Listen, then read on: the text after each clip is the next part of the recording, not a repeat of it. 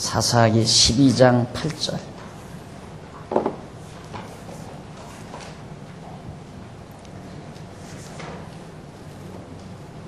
그의 뒤에는 베들레헴 입산이 이스라엘 사사이였더라.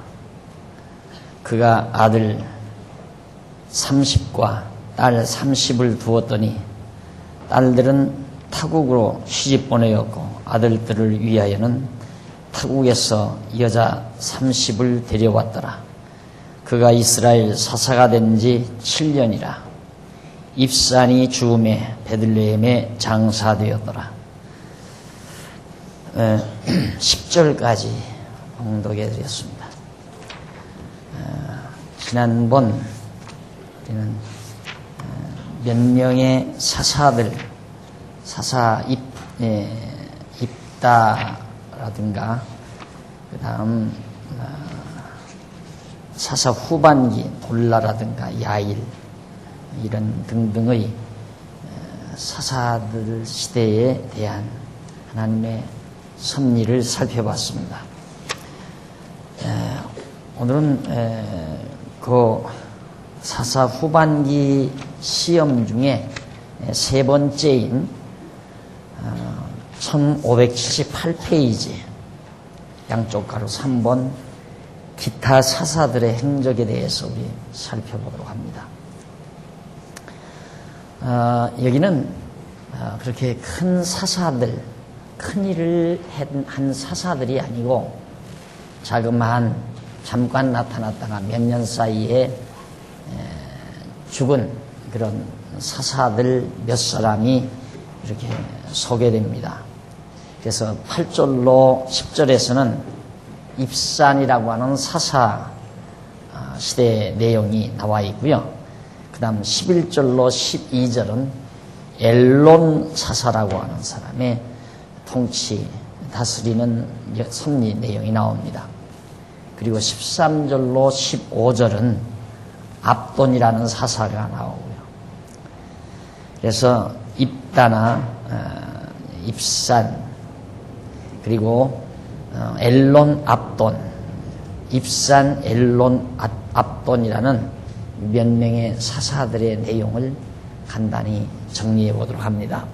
그런데 이제 봉독해드린 8절로 10절 사이에는 입산이라는 사사가 뒤에서 7년간 다스리는 내용인데 다스리는 내용은 별로 없고요. 딱 한 가지 간단하게 정리됩니다. 그게 뭐냐면 아들을 30명을 낳고 딸을 30명을 낳았어요. 하여튼 공교롭게. 그래서 딸 30에 아들 30명을 뒀는데 하나님께서 원하지 않는 방법을 다 취했습니다. 딸은 외국으로 다 시집을 보내고요. 아들은 또 외국에서 다 타국에서 며느리를 다 데려왔습니다. 그것이 하나님 앞에 하나님께서는 원치 않은 일이거든요. 그 원치 않은 이유는 외국에서 며느리가 들어오면 그 며느리가 살아오던 문화, 그들이 이방 문화죠. 이방 신문화.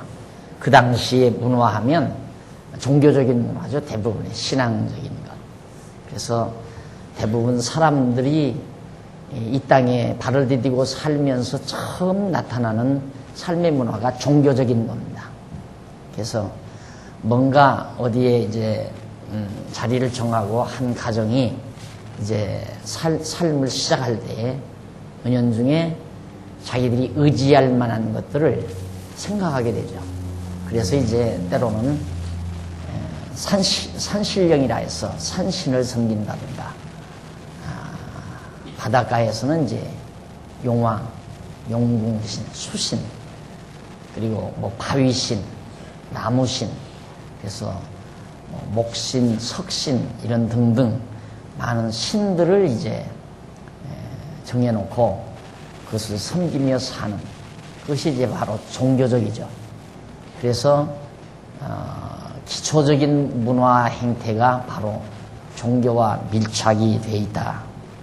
그렇기 때문에 다른 타국에서 며느리들을 데려오게 되면 그들이 살던 지역에서의 그 종교적 문화, 이것을 그대로 답습해가지고 그것이 습관화돼가지고 이제 삶의 풍습이 되지죠. 그걸 가지고 들어오기 때문에 자연스럽게 이제 아들도, 즉 남편도 그 신에게 관심을 가지는 그런 결과가 되지기 때문에 하나님께서는 애당초 이방 결혼을 금하셨습니다. 모세를 통하여 하나님께서 절대 이방 결혼을 하지 말라. 이렇게 모세가 금했는데도 바로 이 입사는 그와는 정반대로 이방 족속과 화친하면서 그렇게 살아온 것을 우리가 볼 수 있습니다. 그래서 1579페이지 거기 보면 위에서 두 번째 줄 1579페이지 위에서 두 번째 중간 조금 지나서 보면 이는 이스라엘 자손이 이방 족속과 화친하고 살았다는 증거이다. 이제는 이스라엘 자손만이 아니라 사사까지도 여호와의 말씀을 거역하였다. 그런데도 불구하고 바로 입산이 사사가 되어 7년 동안 무사히 지낸 것은 이방 족속과 화친하며 살았기 때문이다. 그는 이스라엘을 다스리다가 죽어 베들레헴에 장사되었다. 그러니까 나라를 좀 편안하게 하기 위해서 인간적 수단 방법을 쓴 거죠. 저 이웃 나라하고 사돈을 맺으면 저 나라가 우리를 덜 괴롭히겠다. 그러니까 딸을 30명을 낳아서 주변 국가들과 다 사돈을 맺었기 때문에 비교적 7년 동안 바로 참 편안하게 큰 어려움 없이 바로 입산이 나라를 다스리게 됐다. 무슨 인간적인 방법이죠, 어떻게 보면. 자, 그런가 하면 이제 11절로 12절에 보면 엘론이라는 사사가 나타나는데 10년간 다스려요, 이 사람. 11절 보면 그의 뒤에, 입산이라는 사사 뒤에는 스불론 사람 엘론이 이스라엘의 사사가 되어 10년 동안 이스라엘을 다스렸더라. 스불론 사람 엘론이 죽음에 스불론 땅 아얄론에 장사되었더라 했습니다. 결국 이 엘론이라는 사람은 별로 또 이렇다 저렇다 하는 일 없이 한 10여 년을 사사로서 그대로 유지하면서 지내오다가 죽어서 장사됐다 하는 얘기입니다. 그 다음 13절로 15절 압돈이라는 사사가 나오죠. 여기 보면 이 압돈은 8년간 다스렸어요. 그의 뒤에는 비라돈 사람 힐레르 아들 압돈이 이스라엘의 사사이었더라. 그에게 아들 40과 손자 30이 있어서 어린 나귀 78을 탔었더라. 그런데 압돈이 이스라엘의 사사가 된 지 8년이라. 비라돈 사람 할레르 아들 압돈이 죽음에 에브라임 땅 아말렉 사람의 산지 비라돈에 장사되었더라. 별로 한 일이 없기 때문에 아들만 많이 낳았고요. 40명의 아들을 낳고 손자도 30이나 돼가지고 바로 어린 나귀를 78필을 탔다. 어린 나귀를. 그러니까 뭐 아들 손자 할 것도 없이 식구가 다 타려니까 그렇게 많은 말을 타고 나귀를 타고 그렇게 다녔다. 그러니까 이런 사사들은 별로 우환 없이 잠깐 나타나서 나라를 다스리다가 죽은 자들입니다. 자, 그러면 앞에서 우리 1580페이지 넘어가서 중간 조금 못 미쳐서 보시면 줄바꾼 데 나오죠. 앞에서 살펴본 바와 같이 입산과 엘론과 압돈이 사사가 되어 이스라엘을 다스리는 동안에 있었던 행적은 전해지지 않았다. 입산이 7년, 엘론이 10년, 압돈이 8년 동안 다스렸는데 이들 사사가 다스린 25년 동안은 흔히 있을 수 있는 백성들의 범죄 행위나 이방 대적들의 침략 행위가 전해지지 않았다. 그리고 사사들이 이방 신들을 타파하였거나 이방 대적을 쳐서 멸했다는 행적도 전해지지 않고 있죠. 이들 사사가 다스리던 25년 동안에 괄목할 만한 행적이 없는 겁니다. 이러한 사실은 이스라엘 자손이 이방 족속과 화친하며 살았다는 하나의 증거가 됩니다. 사사가 있기는 있어도 이방과 타협해서 살았다. 여호와께서는 이들 이스라엘 사사를 세우셨으나 이들 사사를 통해서는 크게 활동을 하도록 하시지 않고 이방 족속과 더불어 살게 하시는 것이다. 이방과 더불어 그들이 섬기는 신 같이 섬기고 그들과 통혼해서 사돈을 삼고 그래서 서로 평화롭게 살았다. 하나님하고는 거리가 멀어져 가는 거죠. 그러니까 편안하게 사는 방법이 하나님을 떠나서 인간적인 방법으로 그렇게 편안히 사는 것이 편안한 것이 아니라 이것이 급기야는 이제 화근이 되어지는 것입니다. 그 다음 이제 13장에 넘어가 보면요. 13장에서 16장까지는 삼손 시대의 시험 내용이 나옵니다. 그 유명한 삼손. 아마 여러분 영화에서 삼손과 드릴라라는 영화를 안 보신 분이 거의 없을 겁니다. 이 대목을 영화화한 겁니다. 그러니까 이 삼손이 결국 이스라엘의 사사로 이제 등장하게 되는데 우선 삼손의 출생 장면이 나와요. 1581페이지에 보면 거기 보면 이제 1절 13장 1절에 보면 이스라엘 자손의 악행을 인하여 블레셋에 붙이십니다.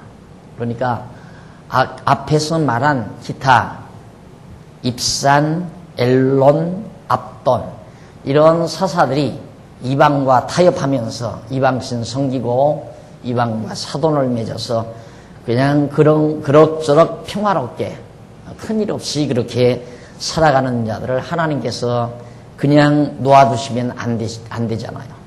그래서 하나님께서는 그들을 이스라엘 백성들을 어디에 붙이느냐 하면 블레셋 사람들에게 붙입니다. 그 1절 보십시다.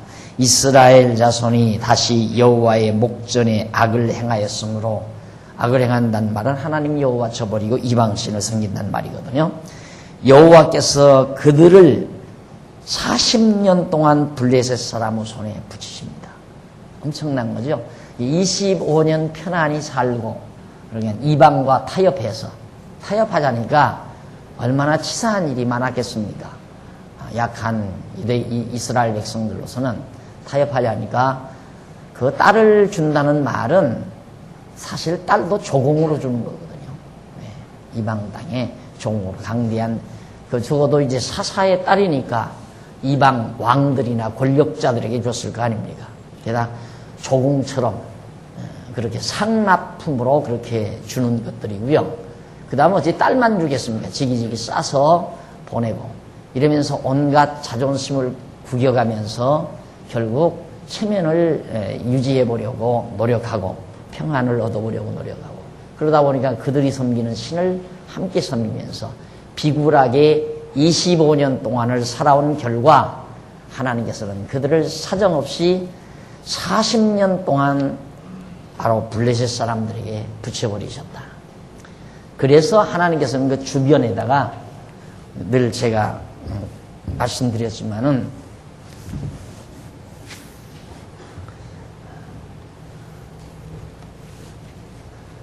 이렇게 주변에다가 이게 블레셋 아니에요? 블레셋.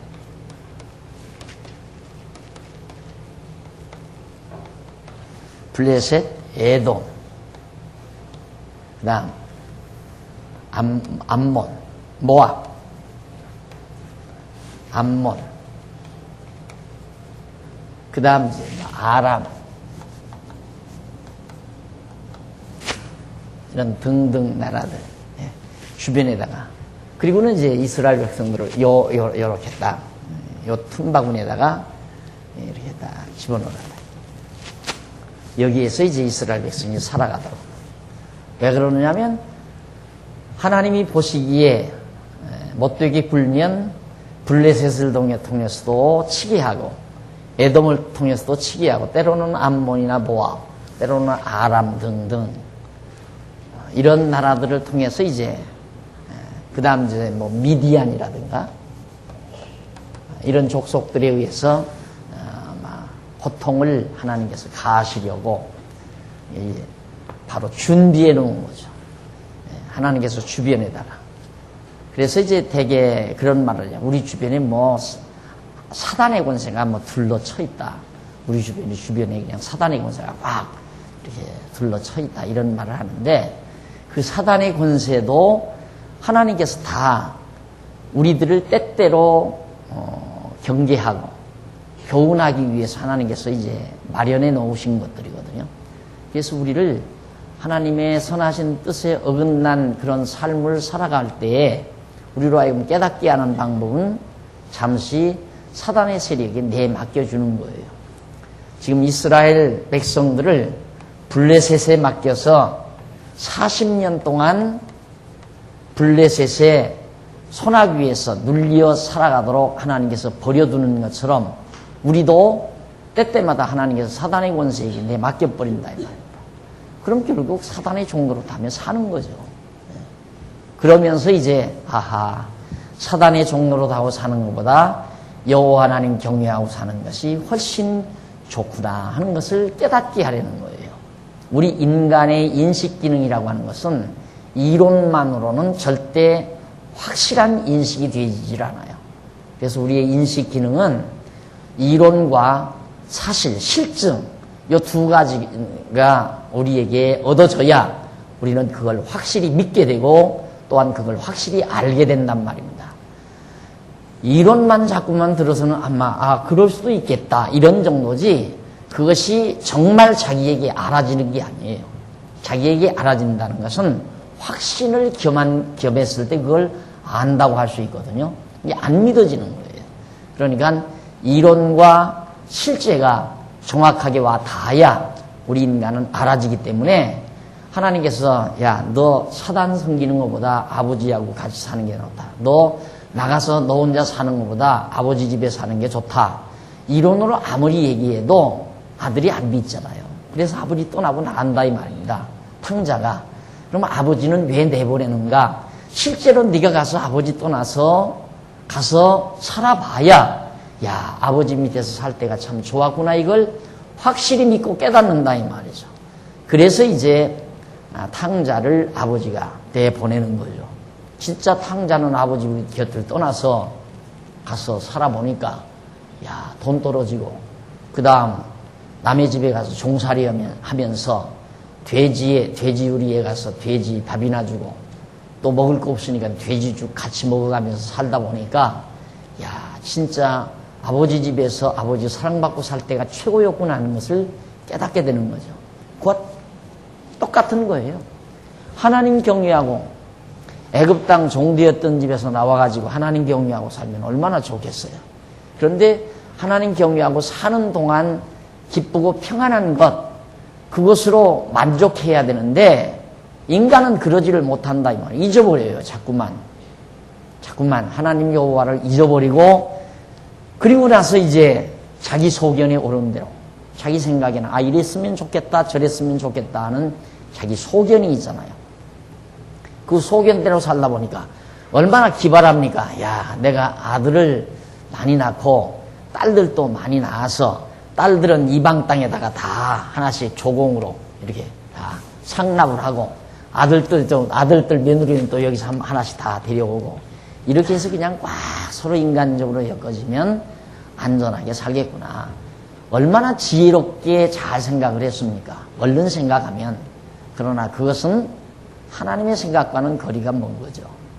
그래서 25년 동안 완전히 정말 이방과 더불어 타협하며 우상 섬기면서 그렇게 사사들이 있었지만은 그런 식으로 사사들마저도 그렇게 행동해 왔기 때문에 결국 하나님께서는 40년이란 기나긴 세월 동안 그러면 너희들이 이방인에게 완전히 지배받으면서 한번 살아봐라.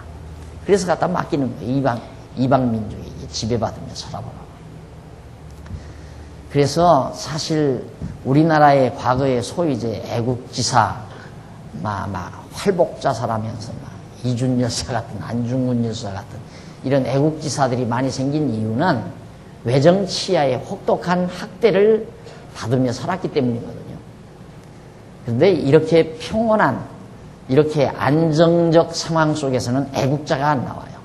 애국자가 안 나오고 전부 정치를 해도 나라 사랑해서 정치하는 게 아니라 성공하기 위해서 정치하고 한몫 거두자기 위해서 정치하고, 옛날에 애국지사들이야 그게 아니거든요. 나라를 구출하기 위해서, 나라를 도탄 가운데서 구출하기 위해서, 외정치하로부터 나라를 찾기 위해서 망명정부를 세우고 고생을 하면서 죽음을 각오하고 사선을 넘나들면서 나라를 지키는 그런 애국열사들이 그런 때는 태어나요.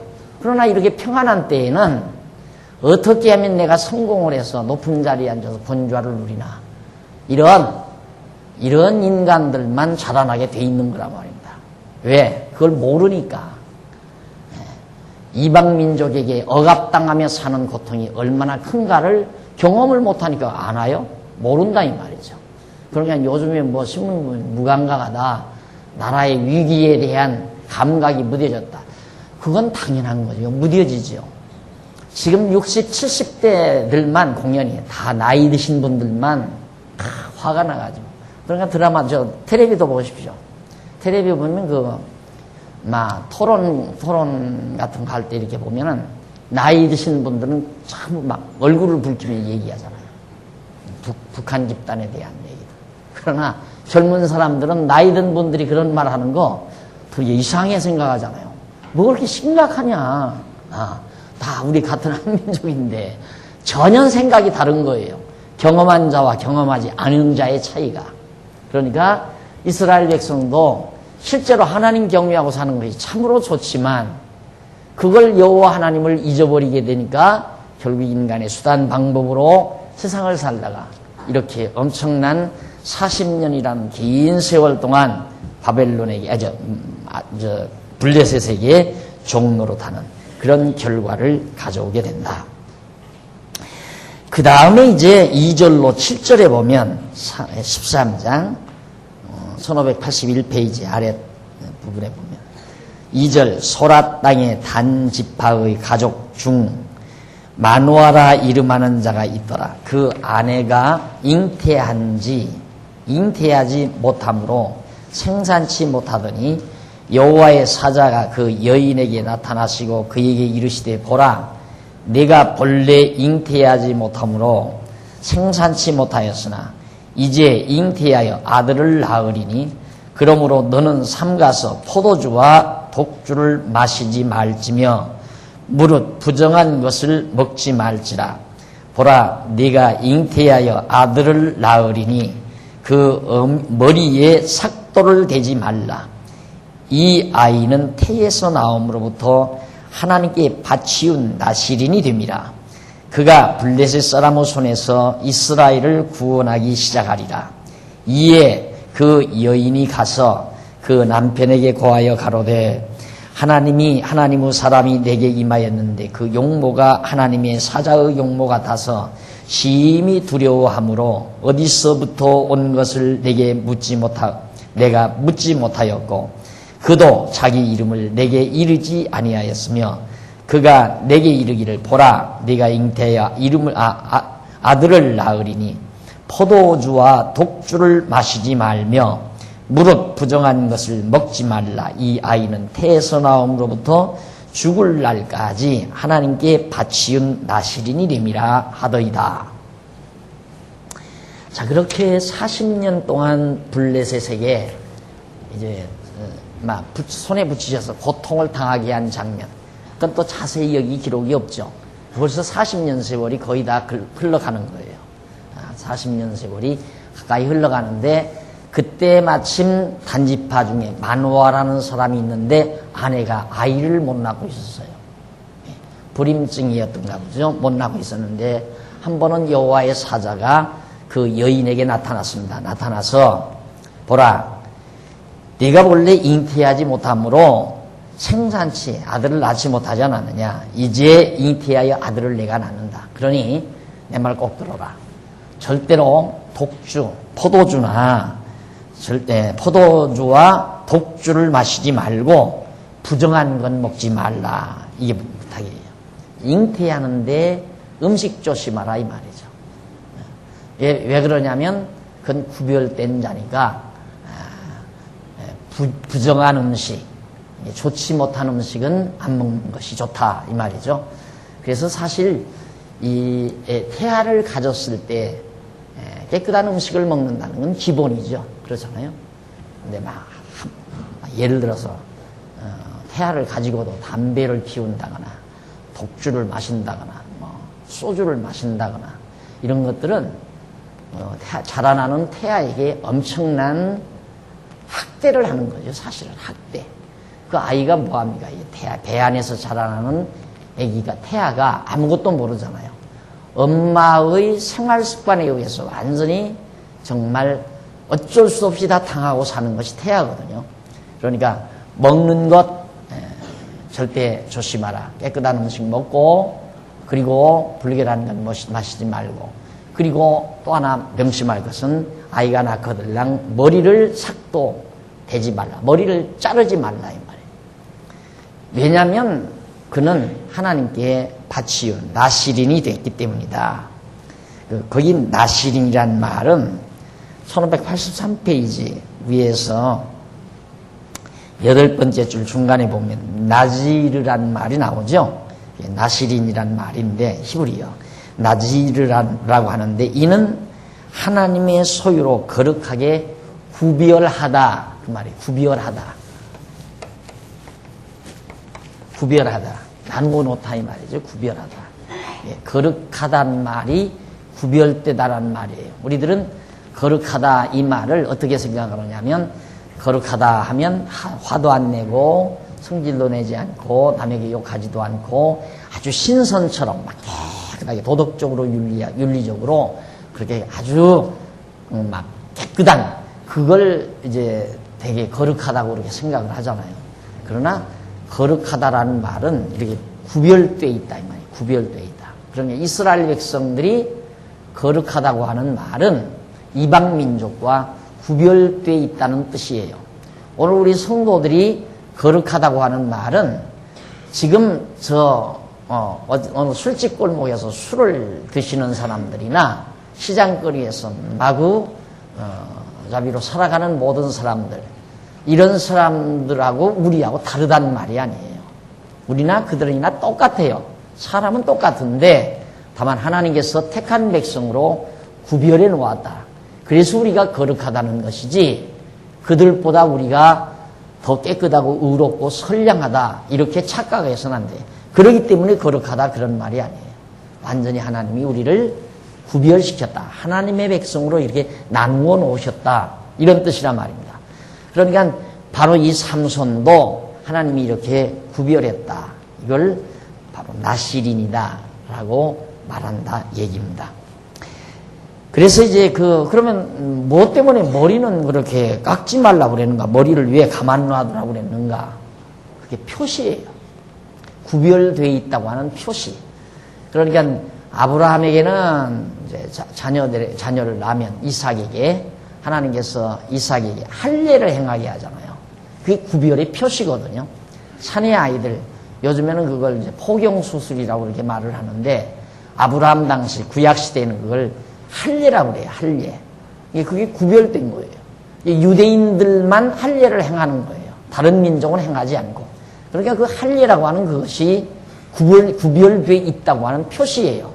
할례를 했기 때문에 구별된 게 아니라 구별되어 있기 때문에 할례를 행하는 거란 말입니다. 구별된 자라고 하는 표식으로. 그러듯이 바로 이 삼손도 나시린이라고 하는 표징이 뭐냐면 머리를 깎지 말고 그냥 계속 길러라 이 말이에요. 그게 표시니까. 그러니까 아이가 자라면서 머리가 기는데 아빠 왜 내 머리는 안 깎아요? 못 깎게 해요. 이놈아, 너는 나시린이다 이놈. 내 어머니가 아이를 못 낳는데 하나님이 바로 너를 낳게 하시면서 하나님께서 그렇게 하나님의 사자가 너를 구별했다. 그래서 그 머리를 길게 함으로 본인도 그렇거니와 부모도 항상 쟤는 하나님 앞에 바쳐진 자, 하나님 앞에 거룩히 구별된 자다라고 하는 것을 기억하게 하는, 또 생각나게 하는 하나의 표징이 머리를 길게 한 거란 말입니다. 그래서 이제 그 아들이 할 일은 뭐냐면, 아들이 할 일이라고 하는 것은 블레셋, 여기에서 바로 블레셋 사람의 손에서 구해내는 거예요. 지금은 40년 동안 지금 맡겨놨으니까 기한이 40년 딱 되거든요. 그러니까 아마 삼손이 나서 자라나야 되니까 한 20여 년 블레셋에서 이제 손에 붙여졌을 때, 그때 벌써 하나님께서는 삼손이 출생하게 해서 자라나게 하죠. 그래서 40년이 딱 차면 하나님께서 삼손을 불러가지고 블레셋에서 이제 구해내시는 이런 역사를 하나님이 하시는 겁니다. 그러니까 하나님은 모든 일들을 다 계획해 놓으시고 그 타이밍이 정확하게 맞아떨어지도록 준비하시고 계획하셔서 역사를 섭리하신다는 것을 우리가 다시 한번 확인할 수가 있죠. 자, 이렇게 해서 이제 그런 하나님의 사자의 말을 듣고는 이 여자가 마노아의 부인이 깜짝 놀란 거예요. 그래서 자기 남편에게 가서 사실을 다 얘기했습니다. 내가 이렇게 있는데 하나님의 사랑 같은 사람이, 하나님의 사자 같은 사람이 나타났는데 어디서 왔는지 내가 묻지도 못했습니다. 너무너무 두려워서 못 묻는데 그분이 여차여차 얘기합니다. 나에게 이제 아이가 하나 잉태되는데 절대 포도주나 독주를 마시지 말고, 그 다음 나커들랑 머리를 자르지 말라고 합니다. 그리고 그는 나시린이고 하나님께 바쳐진 자라고 그렇게 이야기하던데요. 하는 이야기를 자기 남편에게 고하는 내용이 거기 나와요. 마지막 부분에. 그리고 나서 이제 그런 일이 있었는데 넘어가서 13장 8절로 14절에 보면 마노아의 요구로 여호와의 사자가 다시 예고해 줍니다. 마노아가 이분이 가만히 생각해 보니까 자기 부인 말만 듣고는 답답하다 이 말이에요. 이게 진짜인가? 아이를 낳지 못하는 자기 아내가 아이를 낳는다니까 이게 사실인가 꿈인가 싶기도 하고 궁금해서 마노아가 다시 요구를 해요. 8절 보십시다. 마노아가 여호와께 기도하여 가로되 주여 구하옵나니 주에 보내셨던 하나님의 사람을 우리에게 다시 임하게 하사 그로 우리가 그 낳을 아이에게 어떻게 행할 것을 우리에게 가르치게 하소서. 하나님이 마노아의 목소리를 들으시니라. 여인이 밭에 앉았을 때에 하나님의 사자가 다시 그에게 임하셨으나 그 남편 마노아는 함께 있지 아니한지라. 여인이 급히 달려가서 그 남편에게 고하여 가로되 보소서 전일에 내게 임하였던 사람이 또 내게 나타났나이다. 마노아가 일어나 아내를 따라가서 그 사람에게 이르러 그에게 묻되 당신이 이 여인에게 말씀하신 사람이니까 가라사대 그로라. 마노아가 가로되 당신의 말씀대로 되기를 원하나이다. 이 아이를 어떻게 기르우며 우리가 그에게 어떻게 행하오리이까. 여호와의 사자가 마노아에게 이르되 내가 여인에게 말한 것들을 그가 다 삼가서 포도나무의 소산을 먹지 말며 포도주와 독주를 마시지 말며 무릇 부정한 것을 먹지 말아서 내가 그에게 명한 것은 다 지킬 것이니라 라고 말을 합니다. 자, 마노아가 정말 답답해서 다시 하나님께 요구를 한 뒤 그 다음 어느 날 그 마노아 부인이 밭에 나가서 일을 하고 있을 때예요. 그런데 갑자기 밭에 나가서 일하는 마노아의 부인에게 그 하나님의 사자가 또 나타난 거예요. 그러니까 이 마노아의 부인이 빨리 잽싸게 자기 남편에게 가서 지금 나에게 나타났던 그 하나님의 사자가 나타났다고 해서 쫓아갔어요. 마노아가 쫓아가가지고 이제 마노아가 사실을 물었습니다. 정말 사실입니까? 내 아내가 아들을 낳는다는 말이 사실입니까? 정말 사실이라면 그 아이를 어떻게 길러야 됩니까? 라고 물으니까 다시 반복을 해주는 거예요. 그대로. 포도나무에서 난 것, 그다음 포도주, 독주 마시지 말고 부정한 음식 먹지 말고 내가 하라는 대로 다 그 여인에게 말한 대로 그대로 지켜라. 이것이 다란 말입니다. 자, 마노아는 이제 확인이 된 거죠. 자기 눈으로 실제로 봤으니까. 그래서 결국 이제 그 마노아가 하나님 앞에 이제 제물을 드리게 됩니다. 그 사자 앞에서. 확증을 받아야 되잖아요. 그 말만 들어서는 또 마노아가 또 믿기가 어려우니까 15절로 20절에 보면 거기 나와요. 15절 이쪽 85페이지.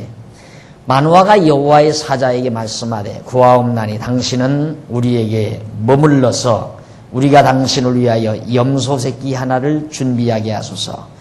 여호와의 사자가 마노아에게 이르되 네가 비록 나를 머물리나 내가 너의 식물을 먹지 아니하리라. 번제를 준비하려거든 마땅히 여호와께 드릴지니라 하니 이는 마노아가 여호와의 사자인 줄 알지 못함을 인함이었더라. 그게 여호와가 아니고 여호와 하나님이 직접 나타날 수는 없잖아요. 그러니까 여호와 하나님께서 사자, 천사를 보낸 거죠. 천사를 마노아에게 보내는데 이 마노아는 정말 하나님이 신 줄 알고 제사를 드리면 응답해 주겠지. 그래서 더 고맙기도 할 뿐만 아니라 확답도 듣기 위해서 결국 마노아는 제물을 준비한다니까 나는 제물을 먹지 않는다. 나는 여호와가 아니다. 제물은 하나님께서나 받지 내가 왜 제물을 받느냐. 그러면서 거절을 하는 거예요. 17절 마노아가 또 여호와의 사자에게 말씀하되 당신의 이름이 무엇이니까 당신의 말씀이 이룰 때 우리가 당신을 존승하리이다. 여호와의 사자가 그에게 이르되 어찌하여 이를 묻느냐. 내 이름은 기면이라 라고 대답을 해요. 자, 마노아는 자꾸 더 궁금합니다. 도대체 저분이 여호와가 아니면 저분의 이름은 뭘까? 그래서 이름을 물었어요. 뭐 이름을 자꾸 묻느냐? 그렇게 알고 싶으면 내 일러주지 하면서 내가 기묘다. 기묘라는 말은 이제 그 뒤에 본문에 해석한 데 보세요. 1586페이지 밑에 부분 19절로 20절 거기 위에로 두 번째 아랫단에 보죠. 거기 보면 필이라는 말이 나와요. 기묘라는 말이 히브리어로 필이라고 하는데 이는 뛰어난 또는 놀라운 그런 뜻이다. 아주 기묘하다, 뛰어나다, 놀랍다 그런 뜻이란 말입니다. 그러니까 이 사자의 이름이 뛰어나다, 기묘, 자기 이름이 기묘다 이 말이에요. 그러면서 이에 마노아가 염소 새끼 하나와 소제물을 취하여 반석 위에 여호와께 드리매 사자가 이적을 행한지라. 사자가 이적을 행해서 마노아의 그 아내가 본즉 불꽃이 단에서부터 하늘로 올라가는 동시에 여호와의 사자가 단 불꽃 가운데로 쫓아 올라간지라. 마노아와 그 아내가 이것을 보고 얼굴을 땅에 대고 엎드리니라. 두려워서. 재물이 갑자기 재물에서 불꽃이 일어나더니만 불꽃을 타고 하나님의 사자가 하늘로 올라가는 모습을 바로 마노아와 그 부인이 같이 보게 됩니다. 이렇게 해서 틀림없이 이제는 마노아의 아내가 아들을 낳는다는 확신을 그들이 가지게 되죠. 자, 이렇게 해서 결국 하나님께서는 블레셋에서 40년 동안 이제 고통을 당할 이스라엘 백성들을 구원할 준비를 다 지금 하나하나 차근차근 해가고 계십니다. 그러니까 우리는 모르지요, 그걸. 이스라엘 백성들은 지금 40년 동안 살아야 되니까 한참 지금 한 20년 동안 고통당할 때 얼마나 괴로웠겠어요. 얼마나 좌절하기도 하고 절망 가운데 빠지기도 하고. 그러나 하나님께서는 이면에 벌써 나를 구원할 준비를 하고 계신다. 그걸 아무도 모르잖아요. 근데 하나님은 그 일을 벌써 하고 계시는 거예요. 그러니까 삼손이 태어난다고 하는 것은 이스라엘을 반드시 40년 만에 블레셋에서 구원한다는 뜻이죠. 똑같은 얘기 아니에요? 자, 하나님께서 이스라엘 백성들을 인도하실 때 이 다윗을 왕위에 올리기 위해서, 왕위에 올려앉기 위해서 그 이전 룻기 공부하면 그 룻기에 다윗의 출생이 나와요. 룻기 사무엘상 하에 다윗이 등장하거든요. 그러니까 하나님께서는 벌써 유다 지파에서 다윗이 출생하도록 룻기 내용에서 벌써 밝혀놓고 있죠. 그건 하나님께서 이미 언약하신 대로 유다 지파 자손에게서 이스라엘 통치자 다윗을 세우기 위해서는 미리 출생해서 자라나야 되잖아요. 그냥 바위돌에서 나오게 하지 않고 또 어디 바닷속에서 튀어나오게 하지 않고 정상적인 방법으로 여인의 몸에서 다윗이 출생케 해서 그가 점점 자라가지고 자라난 다음 다윗이 이제 왕위에 올려앉게. 마찬가지로 삼손도 이제 갑자기 어디서 하늘로부터 떨어져서 역사하는 게 아니라 한 여인, 아이 낳지 못하는 만화의 부인의 몸에서 나게 해가지고 그가 정상적으로 구별된 자로 자라게 해서 그래서 이제 때가 되면 하나님께서 쓰시려고 준비해 놓으신다 이 말입니다. 자, 이렇게 하나님께서는 모든 만사를 예비해서 당신의 정하신 뜻대로 인도해 가신다는 사실. 그래서 내가 늘 강조하지만 이렇게 하나님이 마음대로 이렇게도 하고 저렇게도 하시면은 우리들이 늘 그거 아니에요. 마음대로 하나님이 이렇게도 하고 저렇게도 하고 한다면 이스라엘 백성들 블레셋에서 사로잡혀 가지 않게도 하고 그냥 편안하게 하나님 경외하고 살게도 하잖아요. 살게도 할 수 있잖아요. 그런데 왜 하나님은 이렇게 꼭 이방 민족에게 사로잡혀 갔다가 또 돌아오게 했다가 또 사로잡혀 갔다가 또 돌아오게 했다가 왜 그러시는가? 거듭 말씀드리지만 인간에게 바로 알게 하려는 거예요. 깨닫게 하려는 것. 인간에게 알게 하려는 것. 그래서 하나님께서는 이런 고난의 역사도 하나님께서 이끌어 가시고 또는 고난의 역사 속에서 구출해내기도 하셔서 인간의 뇌리에 확고하게 하나님 경외하는 것이 가장 좋은 것임을 깨닫게 하는. 이게 바울도 보십시오. 바울도 그 율법에 꼭 얽매여서 그가 살거든요. 초년에 사도 바울이 율법에 얽매여서 막 바리새인으로 그렇게 살다가 그리스도를 만나서 복음을 깨닫고 보니까 와, 그리스도를 아는 지식이 가장 고상한 거구나.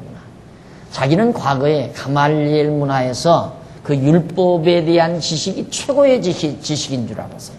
자기 자신이. 그래서 율법을 아는 지식, 그리고 율법을 지키고 율법을 가르치는 바리새인으로서 명망이 높은 또 장래가 촉망되는 그런 사도 바울이었단 말입니다. 그렇게 살던 바울이 갑자기 복음을 영접하고 보니까 야, 이게 웬일이냐. 예수를 그리스도로 아는 지식이 정말 고상하다는 걸 깨닫게 돼요. 그러니까 지난날에 배웠던 모든 학문을 다 저버려버리잖아요. 다 분토처럼 버려버려요. 전부가 다. 그건 뭐 미련 가지지 않아요. 깨끗이 버리고 완전히 그리스도를 아는 지식에 그가 미쳐버리잖아요. 그래서 사람들이 바울을 미쳤다고 하는 거예요. 야, 너 미쳤냐? 너는 막 그렇게 좋은 대학에 나와가지고 그 좋은 학벌을 가지고 너는 어떻게 하다가 그렇게 예수에 미쳐버렸느냐? 그래서 바울들은 미쳤다고 하는 거예요. 그런데 요즘 이제 소위 부흥사들이나 오순절 계통에서는 예수 잘 믿으면 미치광이처럼 된다. 그러니까 미치광이처럼 바울도 봐라 미쳤다 소리 듣지 않았느냐. 그러니까 예수 잘 믿으려면 미쳤다 소리를 들어야 제대로 신앙생활 하는 거다 이거죠. 왜 웃기는 얘기 아니에요. 바울은 그런 의미에서 미쳤다는 얘기가 아니에요. 정말 좋은 학교 나왔거든요. 문벌이 너무너무 좋아요. 그 당시에 가말리엘 문화라면 우리나라로 말하면 서울대 출신이라 이 말이에요. 세계적으로 말하면 뭐 예일이나 하버드 출신이라는 얘기거든요. 그렇게 좋은 대학에서 수학하고 좋은 학벌을 가지고 있는 네가 어쩌다가 그 예수쟁이가 됐느냐 이 말이 너 미쳤다 이 말이죠. 이 바울이 그걸 경험해 보지 않았으면 그리스도라는 지식이 고상한 것을 누가 알겠습니까? 예, 지금도 마찬가지예요. 여러분들이 지금 공부하고 있는 게 얼마나 고상한 지식인데도 문제는 이게 고상한 줄을 모르는 이유가 하버드를 안 나와서 그래요. 하버드를 나오나 예일을 나와 보셨으면 야 진짜 이 지식이 대단한 지식이라는 걸 알 수 있죠. 대단한 지식이라는 거. 누구가 어느 분이 어느 후배 목사님이 그랬대요. 우리가 이렇게 가르치고 있는 이 진리가 바울이 가르치는 것보다 더 심오하다. 그럴 수밖에 없잖아요. 바울은 요한계시록 몰랐잖아요. 그때는 요한계시록 없었으니까 바울 때는. 그럼 우리는 요한계시록까지 알잖아요. 그런 의미에서 바울보다 우리가 더 정말 행복한 거죠. 바울은 어디까지 쓰고 가느냐면 빌레몬서까지 쓰고 갔어요. 그 이유는 바울이 유다서나 요한일서, 요한계시록 그건 바울이 몰랐어요. 그건 알지 못했단 말입니다. 나중에 계시가 됐으니까. 그럼 우리는 그거 다 보고 깨달아서 알고 살잖아요. 그만하더니만 그 다음에는 뭐라고 그러냐면 이 세계 역사가 한국 교회를 중심으로 해서 축으로 해서 움직인다고 그 말을 하는데 황당하더래요. 야 이건 너무 황당하다 이렇게 얘기를 하더래요. 그걸 뭐 황당하다고까지 물론 장안중앙교회라고 하니까 그게 황당하겠죠. 그러나 바울이 전했던 복음의 역사를 인해서 중세 역사가 좌우됐다고 생각한다면 우리가 지금 바울이 전한 복음을 계승해서 전하는 거 아니에요. 그렇다면 현대사가 우리가 전하는 복음을 축으로 해서 움직인다는 건 그건 뭐 그렇게 대수롭게 크게 생각할 필요도 없는 거 아니에요. 당연한 얘기죠. 그런데 그걸 갖다가 직설적으로 장안중앙교회를 중심으로 해서 세계사가 움직인다니까 야 이건 너무하다 이렇게 느끼게 되는 거죠. 그러니까 우리 장안중앙교회도 복음 없으면 아무것도 아니에요. 아무것도 아니에요. 복음 없으면 여기 복음 없어 보세요. 여기다가 송아지 갖다 놓으면 소 오양간이 되는 거고 여기서 술 먹은 사람들이 댄스하면 술집이 되는 거고 아무것도 아니에요. 여기 그냥 뭐 물건 갖다 쌓아놓으면 여기가 창고가 되는 거고 뭐예요 이거 아무것도 아니지. 이 건물이 대단한 거 아니잖아요. 그렇잖아요. 창고업자가 와서 이거 창고로 쓰면 창고 되는 거예요. 그 다음 술집 경영하는 사람 여기 술 장사하면 여기서 술집이 되는 거고 밥 장사하면 밥집이 되는 거고 공연 연극하는 사람들이 이거 만들어 공연장 만들면 여기가 공연장이 되는 거고요. 이건 아무것도 아니에요. 문제는 이 안에서 탐독하고 연구하고 간직하고 있는 진리가 중요한 거죠. 그 진리야 세계사의 축이죠. 하나님의 말씀 진리야말로 세계사의 축 아닙니까? 자, 그러니까 오늘 여기 지금 바로 이 이스라엘 백성이 블레셋에 의해서 완전히 40년 동안 종살이하며 살아가는 그들에게 하나님께서 이처럼 이제 구원할 자 삼손을 보내어 주실 것을 준비해 놓으시고 그걸 믿게 하시고 그래서 장차 이제 삼손을 구원할 역사를 이끌어 가시도록 하나님께서 역사한다는 사실을 우리가 살펴보고 있습니다. 그 다음 이제 넘어가서 보면은 1587페이지 13장 21절로 23절에 보면 죽을까봐 두려워하는 마노아를 그 아내가 위로를 합니다. 자, 막 엎드려서 하나님 앞에 막 엄뻑 엎드려서 절을 했죠. 두려워서, 하나님이 두려워서. 그런데 21절 여호와의 사자가 마노아와 그 아내에게 다시 나타나지 아니하니 마노아가 이에 그가 하나님의 사자인 줄 알고 그 아내에게 이르되 우리가 하나님을 보았으니 반드시 죽으리로다. 그 아내가 그에게 이르되 여호와께서 우리를 죽이려 하셨다면 우리 손에서 번제와 소제를 받지 않았을 것이며 이제 이런 말씀도 우리에게 이르지 아니하셨느니라 하셨더라. 참 치밀한 데는 남자보다 여자가 훨씬 영특해요. 이런 바보가 있어요. 이 마노아가. 하나님께서 여지껏 다 말씀해주고 다 일러주고 그리고 재물까지 받아갔는데 당장 이 마노아는 야 이거 큰일 났다. 우리 죽는다. 왜? 우리가 하나님 봤으니 죽을 거 아니냐. 그러면서 발발발발 떠는 거예요. 근데 이 여자가 부인이 가만히 생각해 보니까 참 자기 남편이 바보 같은 소리 하거든요. 여보, 만약에 하나님이 우리를 죽일 것 같으면 재물을 왜 받았겠어? 그리고 우리 죽일 것 같으면 무슨 머리를 깎지 말라, 독주를 마시지 말라, 포도주를 마시지 말라, 아들을 준다, 잉태한다, 그런 얘기를 뭐하러 했겠어. 절대 죽지 않습니다. 훨씬 여자가 영리하지 않아요. 예? 남자보다. 그렇게 해서 타일러 가지고 결국 그 두려움을 면하도록 그렇게 하는 장면이 23절까지 나와요. 그 다음 13장 24절 25절에 보니까 삼손이 드디어 출생해서 여호와께 복을 받고 신의 감동이 됩니다. 여인이 아들을 낳음에 벌써 10달 지났어요. 이름을 삼손이라 하니라. 아이가 자라매 여호와께서 그에게 복을 주시더니 소라와 에스라올 사이 마하네단에서 여호와의 신이 비로소 그에게 감동하니라. 삼손이 출생하고 하나님께서 그에게 정말 복을 주시고 그리고 그에게 신으로 감동을 하셨다 하는 얘기입니다. 거기 한번 읽어보십시다. 1588페이지 위에서 두 번째. 본문은 마노아의 아내가 낳은 아들 삼손에게 여호와의 신이 감동하셨다는 내용입니다. 마노아의 아내는 여호와의 말씀대로 아들을 낳았어요. 그래서 그 아들의 이름을 삼손이라고 합니다. 여호와께서 마노아와 그의 아내에게 말씀하신 대로 이루어 주신 것이죠. 잉태하지 못해 생산치 못하는 마노아의 아내가 잉태하여 아들을 낳은 것입니다. 그것은 여호와께서 삼손의 출생을 통하여 이스라엘의 구원이 여호와의 능력에 있음을 이스라엘 자손으로 하여금 깨달아 알게 하시려는 것이다. 야, 이건 정말 하나님의 능력이다. 자, 아이를 낳지 못하는 자, 꼭 성경에 보면 꼭 낳아야 될 아들을 누가 낳느냐면 아이 못 낳는 사람이 아들을 낳아요. 네. 이삭을 낳는 것도 사라가 낳았어요. 아이 낳지 못하는 사라.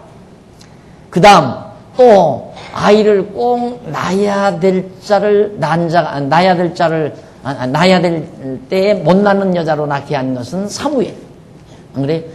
그러니까 다윗에게 기름을 부은 사무엘이 아이 못 낳는 여자에게서 낳았어요. 또 지금 여기도 아이 못 낳는 삼손의 마노아의 부인 못 낳는 여자에게서 이제 낳도록 그렇게 하신다 이 말입니다. 그래서 성경에 이런 말들이 자주 나오는 것을 보고 이 교사들이 착각을 하는 거예요. 무슨 착각을 하냐면 예수를 잘 믿으면 아이 못 낳는 여자도 아이를 낳는구나. 이제 이렇게 착각을 해가지고 교인들을 그렇게 지도를 하는 거예요. 요즘 더더군다나 아이 못 낳는 여자들이 참 많잖아요. 공기도 탁하고 여러 가지 이제 인스턴트 식품 이런 것들의 영향, 또 전파의 영향, 그래서 건강에 많은 지장이 있어가지고 아이를 출산하지 못하는 그런 일들이 참 많이 생겨나는데 그런 자들에게 40일 기도하면 낫는다. 하나님께 매달리면 낫는다. 이렇게 해서 자꾸만 그런 식으로 가르치는 사람들이 있단 말입니다. 그놈들이 같은 소리예요. 그거 아니죠. 물론 여러 가지 건강 치료를 하면 낫는 수는 있어요. 그런데 마노아의 부인이 이렇게 아이를 낳듯이 또 사라가 아이를 낳듯이 또 사무엘의 어머니가 아들을 낳듯이 그런 식으로 기적적으로 아들을 낳는 건 절대 아니란 말입니다. 그냥 보편적인 약물을 통해서나 여러 가지 치료를 통해서 심리적 치료를 통해서 이런 치료를 통해서 나을 수는 있지만은 예수를 잘 믿으면 기적적으로 아이를 낳는다. 못 낳는 여자가 아이를 낳는다. 그건 절대 아니란 말이에요. 그럼 하나님께서 왜 이렇게 아이 낳지 못하는 여인들로 하여금 아이를 낳게 해서 하나님의 역사를 이루어 가는가? 출생에서부터 모든 과정이 하나님의 능력으로 된다는 사실을 미련한 백성들로 하여금 깨닫게 해서 어떻게 저렇게 낳지 못하는 마노아의 부인이 아이를 낳았을까? 하나님이 나타났대. 하나님의 사자가 나타나서 예언을 했대. 예언된 대로 아들이 나왔어요. 예언된 대로 머리를 길렸어요. 그리고 정말 나시는으로서 성장을 했어요. 때가 되니까 하나님께서 성령으로 신을 감동해서 그에게 힘을 주어요. 능력을 주어요. 그렇게 해서 일을 감당케 함으로 어리석은 이스라엘 백성들로 하여금 모든 이렇게 되어지는 일이 하나님의 능력으로 되는 줄을 깨닫게 하려. 그러니까 이런 모든 역사가 목적이 깨닫게 하는 데 있다고 그랬잖아요. 깨닫게. 이게 목적이에요. 이게 구원해서 잘 먹고 잘 살게 하는 것도 목적이 아니고, 블레셋에게 맡겨서 고통당하게 하는 것도 목적이 아니고, 이 모든 것, 자, 편안하게 살게 도와시고 이방민족에게 붙들려가서 고통도 당하게 하시는 모든 그런 일들의 목적은 깨닫게 하려는 거란 말입니다.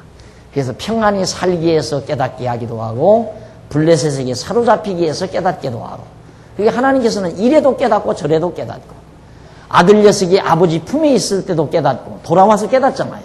품 밖에 나가서도 깨닫고. 하나님께서 교육 방법은 어떤 한 가지 방법이 아니라 이래서도 가르치고 저래서도 가르치는, 그래서 역사는 결국 하나님을 깨닫게 하는데 그 역사의 목적이 있다. 이게 바로 계시라는 거 아니에요. 깨닫게 하려는 것이 계시예요. 보고 깨닫게 하려다, 알게 하려는. 이렇게 해서 삼손이 이제 출생을 했는데, 드디어 이제 14장에 넘어가 보면 삼손이 결혼을 합니다. 삼손이 결혼하는데, 그 삼손 결혼은 거기 보면 사사기 14장은 삼손이 부모의 허락을 받아 아내로 삼을 블레셋 여자를 인하여 어려움을 겪는 내용입니다. 삼손은 블레셋을 치려는 목적으로 블레셋 여자를 아내로 삼게 해줄 것을 부모에게 요청하고, 그는 블레셋 여자를 아내로 삼으려고 부모와 함께 블레셋으로 내려가죠. 이게 뭔가 잘못된 거 아니에요. 그렇죠? 자기 수단 방법으로. 그러니까 삼손은 꽤 이제 자기 나름대로 머리를 쓴 거예요. 아, 내가 요 블레셋 사람을 치기 위해서는 블레셋 여자하고 내가 결혼해서 살면 그런 기회가 올 수 있겠다. 이렇게 계산을 한 거죠. 인간적으로 보면 상당히 영특한 생각이라고 생각을 하죠. 그게 미련한 생각이에요. 아주 미련한 생각. 그러니까 성경에도 있잖아요. 인간의 지혜로움이 하나님의 어리석음만 못하고, 하나님의 어리석음은 인간의 지혜보다 낫다는 말이에요. 그러니까 내 생각과 하나님의 생각이 전혀 다른 거예요.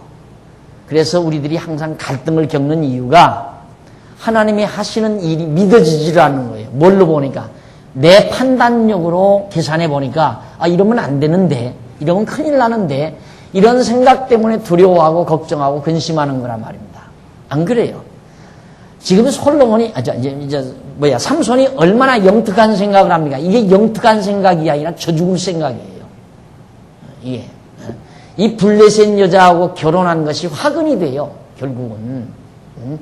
하나님의 목적은 달성은 시키지만, 하나님께서는 그렇다고 해서 하나님의 목적이 달성 안 되는 건 아니지만, 이런 삼손의 어리석은 행동, 어리석은 생각 자체 때문에 결국은 커다란 실패를, 많은 시련을, 또 많은 고통을 삼손이 당하게 되죠. 순조롭게, 편안하게, 넉넉히 백성들을 블레셋에서 넉넉히 구원해낼 수가 있는데, 블레셋 여자 때문에 망쳐버리잖아요. 이제 하나하나 공부해보면 알겠죠. 우선 한번 보십시다. 14장 1절로 4절. 삼손이 블레셋 여자를 아내로 삼고자 부모에게 간성을 합니다. 자, 이 부모들이 그래도 하나님을 잘 경외하는 자인데, 야, 이놈아, 너 블레셋 여자하고 결혼해서 되느냐? 그건 모세의 법에 어긋나는 거다. 부모님들이 왜 그걸 모르겠어요? 자꾸만 삼손이 그걸 요구하는 거예요. 삼손이 딥나에 내려가서 거기서 블레셋 딸 중 한 여자를 보고 도로 올라와서 자기 부모에게 말하여 가로되, 내가 딥나에서 블레셋 사람의 딸 중 한 여자를 보았사오니 이제 그를 취하여 내 아내를 삼게 하소서. 부모가 그에게 이르되, 네 형제들의 딸 중에나 내 백성 중에 어찌 여자가 없어서 네가 할례받지 아니한 블레셋 사람에게 가서 아내를 취하려 하느냐? 아버지다운 말 아니에요. 부모다운 말 아니냐 말입니다.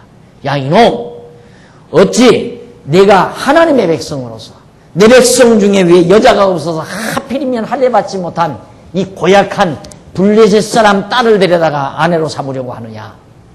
아버지가 말려요. 삼손이 아비에게 이르되 내가 그 여자를 좋아하오니 나를 위하여 그를 데려오소서 하니 이때 블레셋 사람이 이스라엘을 관할한 거로 삼손이 틈을 타서 블레셋 사람을 치려 함이었으나 그 부모는 이 일이 여호와께로서 나온 것인 줄은 알지 못하였더라. 그 일도 여호와께로부터 나온 거다. 그러니까 블레셋 여자하고 결혼하는 것도 여호와께로부터 나온 거다 이 말이에요. 그러니까 합당치 않은 일 아니에요. 합당치 않은 일. 블레셋 여자하고 이렇게 결혼한다는 건 불합한 일인데, 어떻게 이 합당치 못한 일을 하나님께서 그렇게 하게 하시는가 이 말이에요. 그 신비함도 있어요. 왜 하나님이 그렇게 합당치 못한 일까지 삼손으로 하여금 하게 해서 일을 이루어 가시는 것일까? 그건 다음 시간에 들으셔야죠. 차 한잔 하시고 10분 전에 들어오십시오.